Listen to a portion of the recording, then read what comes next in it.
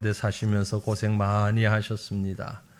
비가 오고 날씨가 우중충하면서 여기저기 들리는 소식이 늘 불안한 소식들이 많이 들려오는 이런 한 주간이었는데 평소보다도 또 어려운 분들도 많이 계시고 그런 소식도 듣고 그 가운데서도 또 감사한 것은 사실 지난 주간에 우리 청년부 수련회를 제주도에서 했어요. 왜 하필 이럴 때 제주도냐 이런 마음이 없지 않아 있었습니다. 그러나 이 제주도가 사실은 우리나라이지만 하나의 선교지거든요. 그래서 그렇게 결정이 되어 갈 때에 제가 조언을 했습니다. 놀러 가지 말고 가서 선교지를 잘 보고 우리 선배들이 어떻게 복음 증거했는가를 좀 살피고 오너라. 그랬더니 그 스케줄을 여러 교회들을 방문하면서 또 그런 일정을 보냈어요. 그런데 마침 비도 오고 바람도 부는데 결항도 안 되고 아무 탈 없이 잘 다녀왔습니다. 우리 성도님들이 기도해 주신 덕분인 줄로 믿습니다. 나중에 들으니까 오는 비행기 앞에 편도 결항, 뒤에 편도 결항. 근데 우리 청년들이 탄 거면 결항 안 되고 조금 늦었지만 그대로 떠서 왔다 그러네요. 얼마나 참 감사한지. 또 갈 때는 바람이 불어서 착륙하면서 좀 많이 흔들렸답니다. 우리 청년부 목사님 말씀이 롤러코스터 타는 것 같았어요. 그래서 일거이득이네. 거기도 가고 놀이공원도 가고 어쨌든 하나님께서 은혜를 베푸셔서 무사하게 은혜 가운데 잘 다녀온 건 너무너무 감사합니다. 뉴스를 봐서 아시겠지만 비가 참 많이 옵니다. 그죠? 많이 옵니다. 작년 같은 경우는 또 서울 지역 중심으로 비가 참 많이 왔었는데 금년에는 서울 지역도 오지만 남부 쪽으로 더 많이 오는 것 같아요. 참 습한 시간들이 계속되는데 비는 계속 오고 이번 주간도 한 주간 내내 비가 올 것이라는 예보가 있습니다. 평균 우리나라에 비가 얼마나 오는가 또 눈비를 합해서 강우량을 보니까 우리가 있는 이 지역 중부 지역이 한 1,400mm 정도 1100에서 1400mm 정도 비가 오고요. 남쪽 지방이 평상시에도 비는 좀 많이 온답니다. 한 1800mm 정도. 호남 지역과 영남 지역 이 지역이 제주가 조금 더 많고요. 한 1850. 눈이 더 많이 오니까 그런지 어쩐지 하여튼 남쪽 지역이 조금 비가 많이 오기도 하고 그렇다고 합니다. 제일 비가 적게 오는 지역이 경북 지역이라고 그러네요. 아마 산이 이렇게 있어서 그 산의 영향이 아닌가 싶습니다. 경북 지역이 1000에서 1200mm 정도로 차이가 많이 납니다. 그래서 제가 그 지역에서 목회를 할 때 교인들이 그런 얘기를 해요. 구름이 밑에서 올라오다가 야 대구다 그러면 싹 흩어진대. 흩어져서 저 좀 지나서 칠곡이다 그러면 다시 모인대. 그래서 거긴 비가 안 온다. 이런 얘기들을 하곤 했는데 아무튼 비가 좀 적게 왔으면 좋겠습니다. 갈수록 많이 오는데 지난 주간에 남부 지방의 한 지역에 2주일 만에 2주간 동안에 내린 비가 700mm래요. 1년에 내릴 비의 절반이 2주 만에 내린 거예요. 그래서 지금도 보니까 많은 분들이 목숨을 잃기도 하고 이런저런 어려움을 겪고 있는 것 같습니다. 속히 좀 회복되기를 원하고요. 더 이상 피해가 없기를 바랍니다. 지금 우리는 이 비 때문에 이렇게 야단인데 사실 성경의 그 기록 배경이 되는 이스라엘, 팔레스타인 지역 그 지역은요 비가 너무 없어요. 평상시에도 비가 너무 안 오는 그런 지역입니다. 우리 사해라고 성경 보시면 아시잖아요. 가보지는 않으신 분 많겠지만 여리고 이런 이름 많이 들었잖아요. 여리고, 사해, 뭐 이런 지역은 1년 동안에 내리는 비의 양이 우리나라의 10분의 1 정도밖에 되지 않는 100mm, 140mm 정도. 조금 오다가 말아버리는 뭐 그 정도의 기후라고 합니다. 우리가 잘 아는 갈릴리, 예수님 태어나시고 활동하시고 하셨던 갈릴리 지역의 평균 강우량이 600mm 정도라고 그래요. 그러니까 우리의 한 3분의 1, 4분의 1 평상시 비 내리는 것이. 그러니까 이 유대민족들, 이스라엘 지역에 사는 사람들에게 있어서 비의 의미는 우리가 느끼는 비의 의미와는 상당히 다르다는 겁니다. 그렇잖아도 밖에도 비 오고 뉴스만 들어도 비인데 설교 시간까지 비 얘기합니까? 이런 마음을 가지실 분이 계실 수 있지만 이때 아니면 또 생뚱맞은 비 얘기가 될 것 같아서 이런 시즌에 말씀을 드리는 것이 우리 마음에 더 잘 새겨지지 않을까 해서 제가 이 말씀을 오늘 준비를 했습니다. 그래서 성경의 비는 우리가 생각하는 비와는 조금 다른 개념을 가지고 있습니다. 물론 우리도 매우 가물때, 제가 말씀드린 아까 평균 강우량에서 한 200에서 300mm 정도만 적어도 가물다고 야단이에요. 그 가물때의 비는 무슨 비라고 그래요? 단비라 그러잖아요. 지금 내리는 비는 뭐 단비는 아니고 폭우였지만, 그래서 이 비를 얘기하면서 이스라엘 백성들에게 성경에서 비는 주로 이 단비 쪽으로 많이 비유가 되고 있습니다. 신명기 11장 14절에 보면 여호와께서 너희의 땅에 이른 비 늦은 비를 적당한 때에 내리시나니 너희가 곡식과 포도주와 기름을 얻을 것이다 고 했어요. 그렇잖아요. 비가 내리지 않으면 농사가 되질 않으니까 얼마나 귀합니까? 또 에스겔서 34장 26절에 보면 내가 그들에게 복을 내리고 내 산 사방에 복을 내리며 때를 따라 소낙비를 내리리라. 소낙비를 내리라. 비를 복으로 비유를 했습니다. 지금 우리 주변의 비는 복이라고 할 수는 없지만 아주 가문 지역에서의 비는 복이었습니다. 물론 개인적으로 비를 싫어하는 사람도 있고 또 좋아하는 분들도 있을 것입니다만 오늘 이 말씀을 묵상하는 가운데서는 일단 비를 축복과 상급의 의미로 해석을 했으면 좋겠습니다. 그럴 때 우리에게 더 큰 은혜가 임할 것이라고 믿습니다. 여러분, 비는 좋은 것입니다. 물론 지금 산사태가 나고 뭐 홍수를 일으키고 이런 흉악한 비가 지금 우리 주변에 내리고 있습니다만은 그럼에도 불구하고 하나님께서 이 비를 주시지 않으신다면 어떻게 될까? 만약에 우리가 사는 이 땅에 비가 없다면 어떻게 될까? 생각하시면서 오히려 이 어려움이 우리에게 더 하나님께 나아가는 은혜의 기회, 축복의 기회가 되어지기를 간절히 소망합니다. 여러분, 비가 우리 주변에 많고 비를 많이 맞으시길 바랍니다. 무슨 비를 맞아야 할까요? 산성비를 맞으면 안 되고요. 우리가 맞아야 할 비는 말씀의 비를 넘치게 받으시길 바랍니다. 말씀의 비.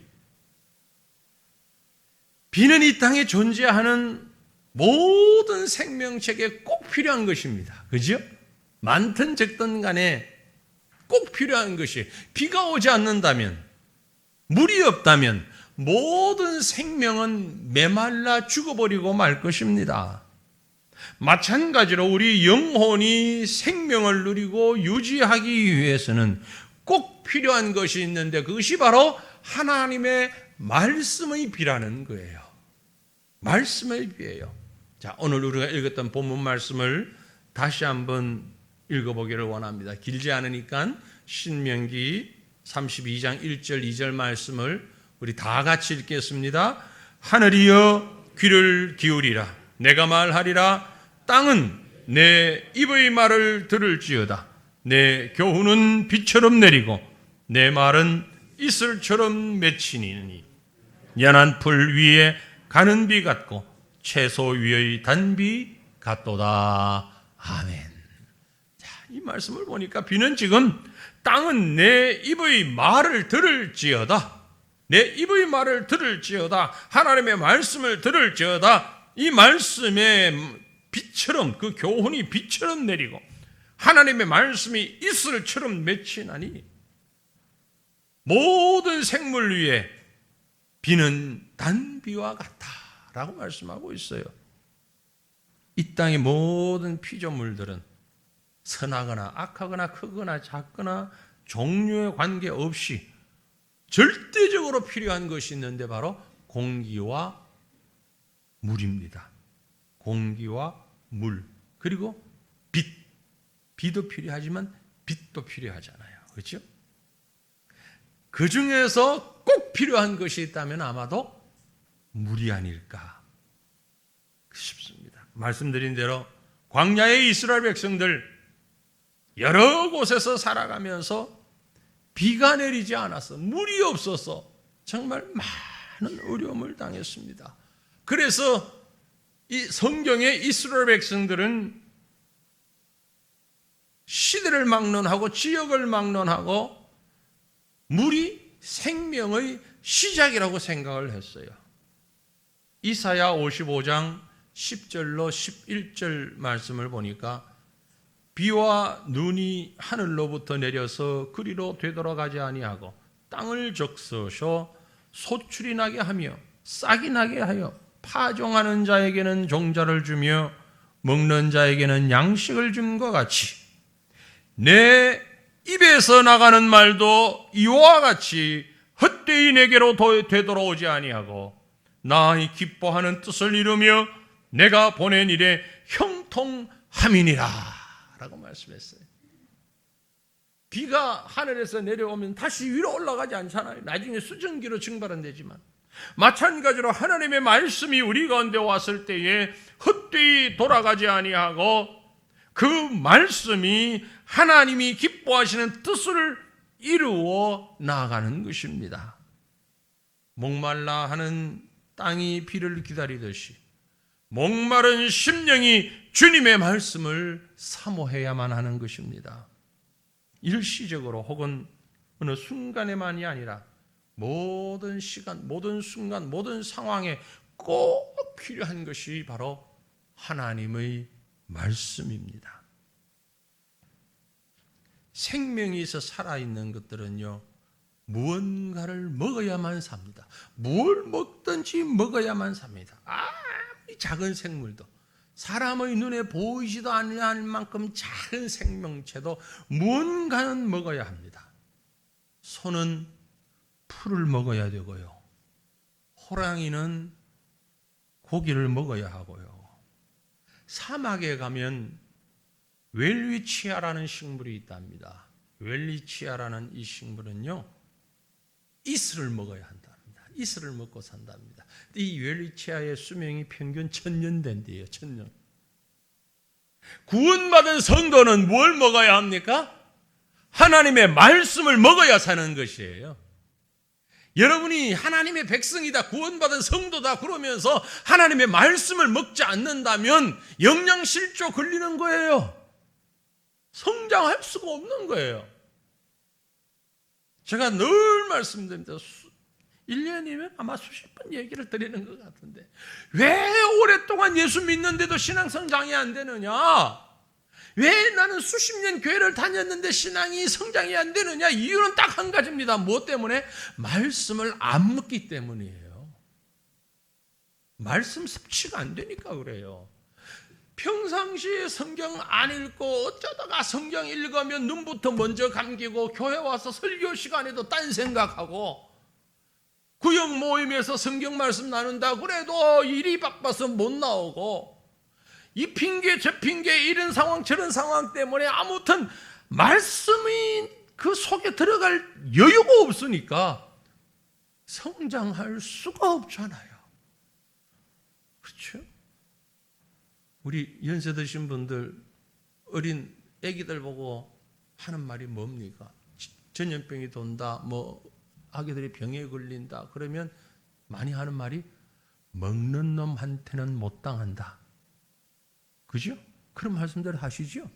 우리 몸은 어쨌든 잘 먹으면 세균도 이긴다는 얘기예요. 질병도 이긴다는 얘기예요. 영혼은 말씀 안 먹으니까 잘못되는 것 아닙니까? 너무나 당연한 이치입니다.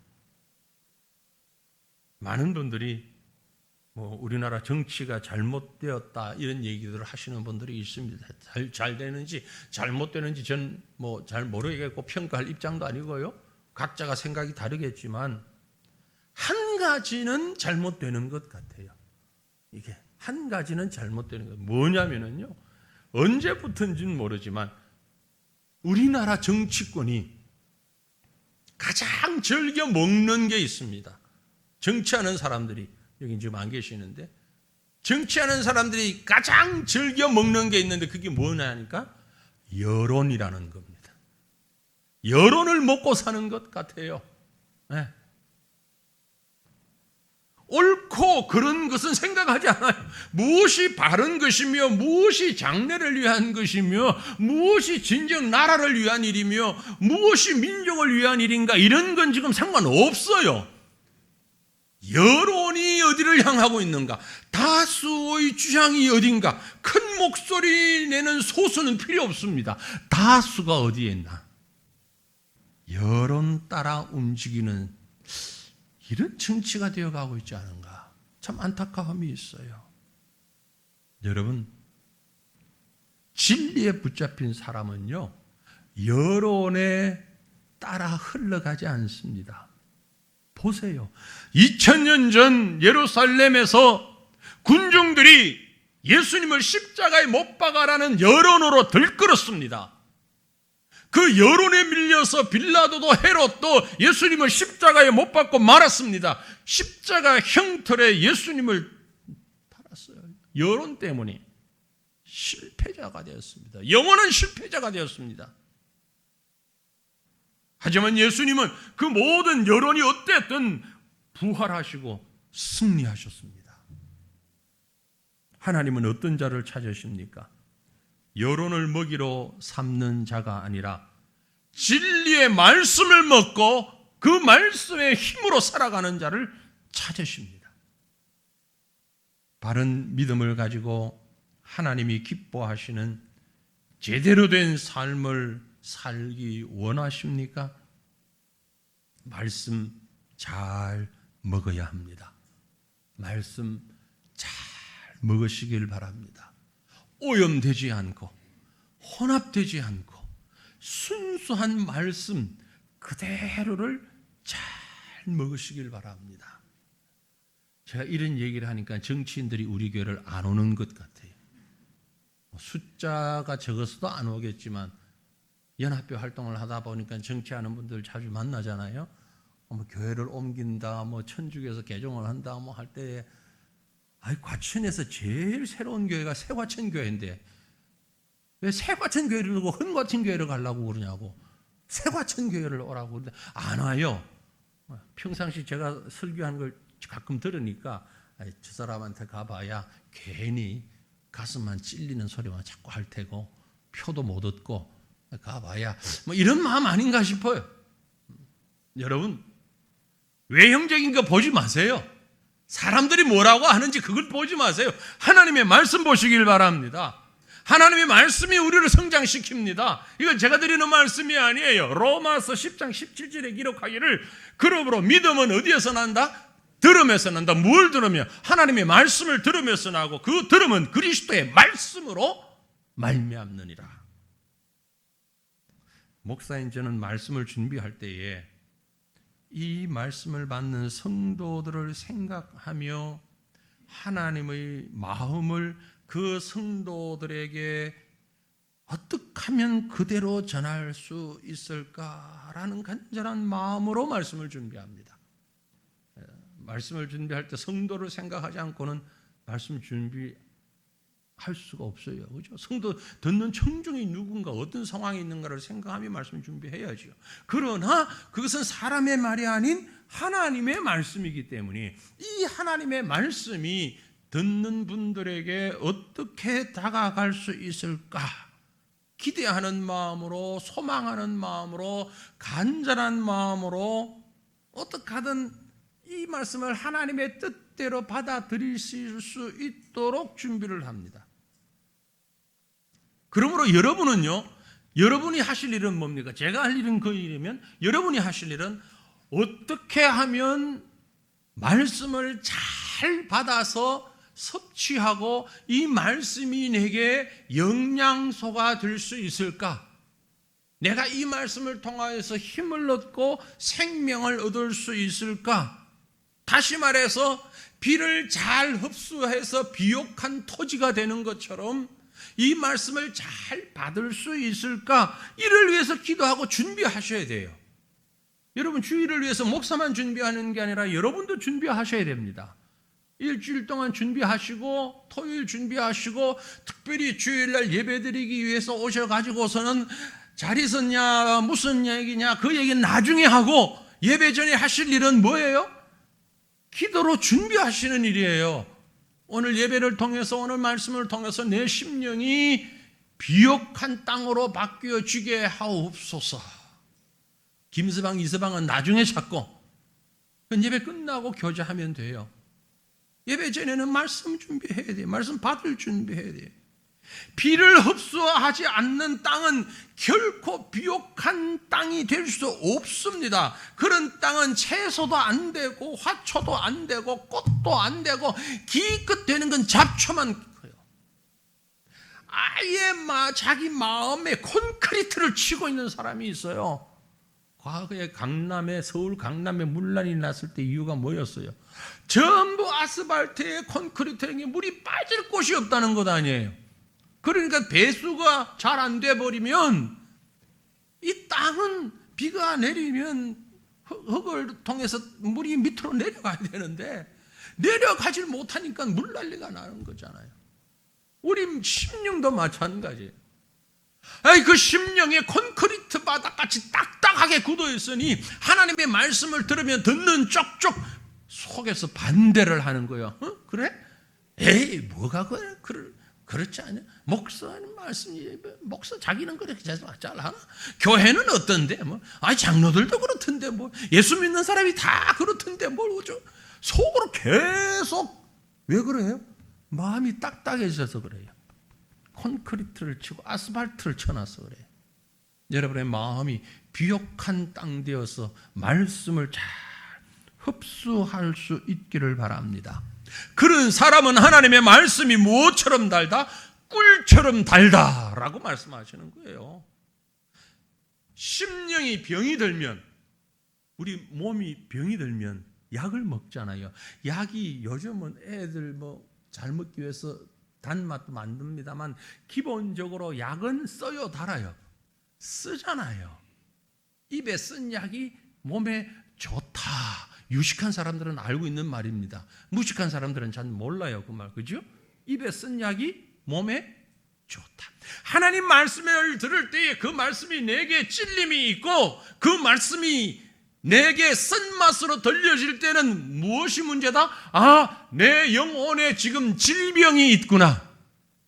내 몸이 건강하지 못하구나. 그래서 이 쓴 약을 잘 받아 먹어서 단물처럼 내 심령이 살아나야 하겠구나.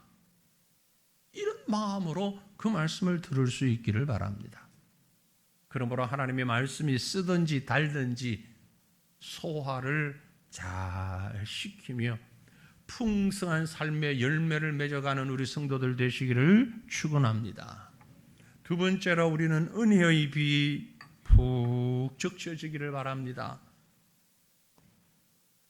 말씀의 비를 맞는 사람은 은혜의 비가 풍성하기 마련이지요. 본문 말씀을 다시 봅니다. 하늘이여 귀를 기울이라 내가 말하리라 땅은 내 입의 말을 들을지어다. 그리고 2절 말씀합니다. 내 교훈은 비처럼 내리고 내 말은 이슬처럼 맺히나니. 하나님의 말씀이 무엇처럼? 이슬처럼 맺힌다. 이슬처럼. 제가 말씀드렸잖아요. 아까 팔레스타인 지역, 성경이 배경이 되는 지역은 참 물이 귀한 지역이라고. 강수량이 우리의 3분의 1, 4분의 1밖에 안 되는 아주 메마른 땅이 많아요. 사막이 많습니다.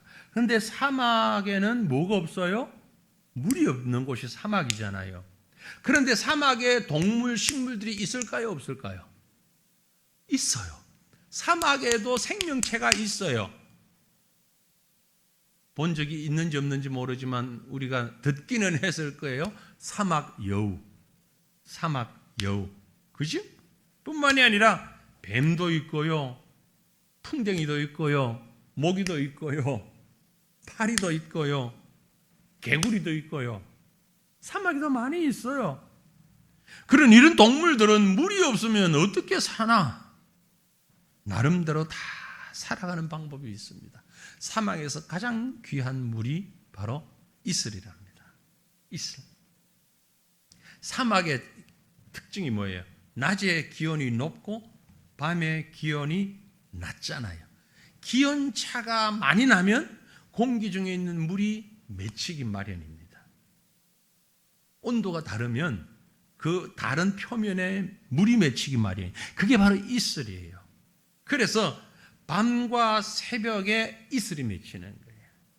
이것이 사막을 살고 있는 생명체들, 특별히 동물들, 짐승들, 소중한 물의 공급원이 된답니다. 사막 여우는요, 바위에 낀 이슬, 바위 틈 사이에 껴있는 이슬을 잘 찾아서 핥아서 먹고 산대요.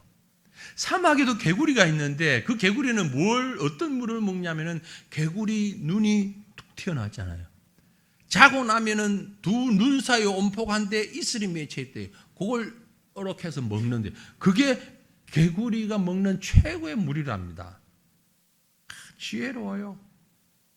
풍뎅이도 있는데 사막 풍뎅이는 어떻게 물을 먹냐면은 풍뎅이 등이 이렇게 볼록하잖아요. 그죠? 밤에 자면 이제 이 등에 이슬이 맺히니까 고개를 푹 숙인대요. 아주 겸손하게. 머리를 천히 이 물들이 쪼르르 내려올 거예요.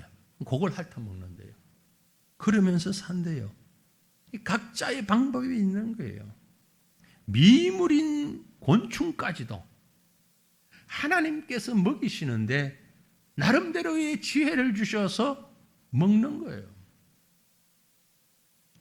지금이야 이스라엘에 여러 가지 자원들을 가지고 있고 특별히 하나님께서 어떤 그 인적 자원을 많이 주셔가지고 세계를 지배하는 그런 종족, 민족이 되었지만 과거에는 아무것도 가진 것 없잖아요. 하나님의 은혜와 하나님의 축복이 아니면 살 수 없는 민족이 사실은 유대 민족이고 이스라엘 백성들이었어요. 그런데 지금도 보면 이 유대인들이 전 세계에 많이 펼쳐져 있는데 과거에 미국의 공군 참모총장을 지낸 사람이 유대인입니다. 뭐 지금도 많이 있는데 유대인이 빅터 솔로몬이라는 사람. 그 사람이 이런 얘기를 했대요. 유대 민족에게는 국토도 없고 천연 자원도 전혀 없습니다. 그러나 우리 유대 민족은 교육 자원, 곧 인적 자원이 있는데 이것이 얼마나 힘이 있는지 모릅니다. 그런 얘기를 했다는 거예요. 성경을 읽으면서 묵상을 해봅니다. 아니 하나님, 어차피 한 민족을 택하시고 한 지역을 택하셔서 예수 그리스도를 보내시고 구원자를 이 땅에 보내실 것인데 그렇다면 그 메마른 팔레스타인 지역 말고 지하 자원이 풍부하고 요즘같이 전 세계가 영어로 다 통일이 되어 가는데 미국, 아메리카 대륙에서 아브라함을 부르셔가지고 그리스도까지 이어가시거나 아니면 더 좋은 건 물 좋고 산 좋고 공기 좋은 한반도 대한민국을 하나님이 택하셔가지고 이 땅에 단군 이런 얘기하지 말고 그죠? 우리 조상 때부터 쫙 하나님의 약속의 복음이 전거되어 와서 대한민국 사람 가운데 예수님이 이 땅에 오시고 이랬더라면 좀 더 멋있을 것 같고, 그렇게 된다면 한국어가 대단한 언어가 되고 한국 민족이 대단한 민족이 될 것 같은데, 아니 하나님 왜 하필 그 척박한 땅, 메마른 땅, 아무것도 없는 땅, 그곳을 택하셨을까? 생각하자마자 답이 나오죠. 하나님의 은혜를 더 선명하게 드러내기 위해서. 은혜 아니면 아무것도 할 수 없다는 하나님의 축복의 원리가 바로 그곳에 있는 것입니다. 하나님 아니고서는 도무지 살 길이 없는 자들을 하나님이 사용하신 것이에요. 하나님을 의지하지 않고서는 한순간도 살 수 없는 것을 알아 하나님 앞에 엎드릴 수밖에 없는 자를 선택하신 겁니다. 이스라엘 백성들은 광야에서 마실 물이 없었습니다. 그럴 때 하나님을 의지하니 반석이 터져서 샘물이 솟아났습니다. 광야에서 먹을 게 없었습니다. 그러니 하나님이 만나와 메추라기로 그들을 먹이셨습니다. 홍해가 가을을 막혀서 죽을 수밖에 없을 때에 하나님이 그 홍해를 갈라주셨습니다. 베세다 들녘에 5천여 명의 장정들이 먹을 게 없어 말씀만 듣고 있을 때에 주님은 물고기 2마리 보리떡 5개로 역사를 일으키셨습니다. 모든 사람이 하나님 없이는 아무것도 할 수 없구나, 하나님의 은혜만이 우리가 살 길이로구나, 이걸 보여주시기 위해서 하나님이 그 지역을 택하시고 그 민족을 택하신 것 아닌가. 뭘 고와서 택한 것보다도, 잘해서 택했다기보다도 하나님의 은혜의 소중함을 알리기 위해서입니다. 무슨 얘기입니까? 오늘 우리 스스로도 아무것도 할 수 없을 때에 하나님이 우리를 도우신다는 사실을 믿으시기를 바랍니다. 은혜 아니면 살 수가 없습니다. 시편 46편 1절에 기록하기를 하나님은 우리의 피난처시요 힘이시니 환난 중에 만날 큰 도움이시라. 무엇을 위해서 기도하고 계십니까? 무엇 때문에 지금 괴로워하고 계십니까? 무엇이 여러분을 힘들게 만들고 있습니까? 어떤 상황이 여러분을 너무너무 고통스럽게 하고 있습니까? 우리의 피난처는 하나님이십니다. 우리의 힘은 여호와 하나님이십니다. 우리가 이 환난 중에 만날 분은 여호와 하나님이요, 하나님이 여러분의 나의 도움이라는 사실을 고백하시길 바랍니다. 이 은혜의 비가 우리 가운데서 풍성할 때에 요한복음 7장에 말씀하신 것처럼 나를 믿는 자는 성경의 이름과 같이 그 배에서 생수의 강이 흘러나리라. 우리를 향한 축복의 말씀이 되기를 간절히 소망합니다. 마지막으로 여러분이요, 이 많은 비 가운데 공의의 비에 잠기시기를 바랍니다. 공의의 비. 성경에서 비는 은혜의 역사일 뿐만이 아니라 어찌 보면 반대적인 의미일 수도 있는데 심판의 역사도 역시 비로 인한 것이었습니다. 바로 노아 홍수 사건과 같은 것입니다. 그 비는 노아의 식구들만 구원받게 하신 의로우신 공의의 도구였습니다. 하나님의 심판의 도구였습니다. 호세아 10장 12절에 보면 너희가 자기를 위하여 공의를 심고 인애를 거두라. 너희 묵은 땅을 기경하라. 지금이 곧 여호와를 찾을 때니 마침내 여호와께서 오사 공의를 비처럼 너희에게 내리시리라. 공의를 비처럼. 이 시대가 혼란한 여러 가지 이유들 가운데 어뜸되는 것은 공의가 사라졌기 때문에 세상에서 말하면 기준이 사라졌습니다. 기준이 바르지 않습니다. 어떤 상황, 어떤 경우에라도 절대적이고 불변하는 영원한 기준이 있어야 하는데, 분명한 기준이 있어야 되는데, 이럴 때는 이렇게, 저럴 때는 저렇게 자꾸 마음이 바뀌고 기준이 바뀌는 거예요. 그건 공의가 아닙니다. 하나님이 만드신 세상과 자연의 법칙에는 하나님의 공의가 있습니다. 하나님의 법이 있어요. 심지어 한 어떤 조직이 만들어지거나 국가가 만들어져도 그 위에 법이 있어요. 그런데 사람이 만든 법이라고 하는 건 늘 문제가 있습니다. 한 나라에서 최고의 법이 헌법이잖아요. 그런데 때로는 이 헌법도 제대로 해석을 못하거나 적용을 못할 때가 많으니까 헌법 위에 또 한 기관이 있는데 헌법재판소라는 게 있어요. 헌법이 제대로 지금 적용되고 있나 없나? 그런데 헌법재판소가 잘못하면 제가 알기로는 그 다음에 뭐가 없어요. 그런데 그 헌법재판소가 또 있어야 될 것 같아요. 그럼 그 사람들은 정확합니까? 아니요. 헌법재판소의 재판소 또 있어야 될 것 같아요. 끝이 없어. 사람은 완전하지 못하기 때문에 그래요. 그러나 하나님의 말씀은 어느 시대, 어느 상황, 어느 누구에게나 불변하는 절대의 법이라는 걸 믿으시길 바랍니다. 이것을 우리는 하나님의 공의라고 말하는 것이에요. 하나님의 공의가 우리 가운데 실현되어지는 것, 이것이 하나님이 주신 최고의 복입니다. 그럼 그 하나님의 공의를 어떻게 우리에게 다가오게 할 수 있습니까?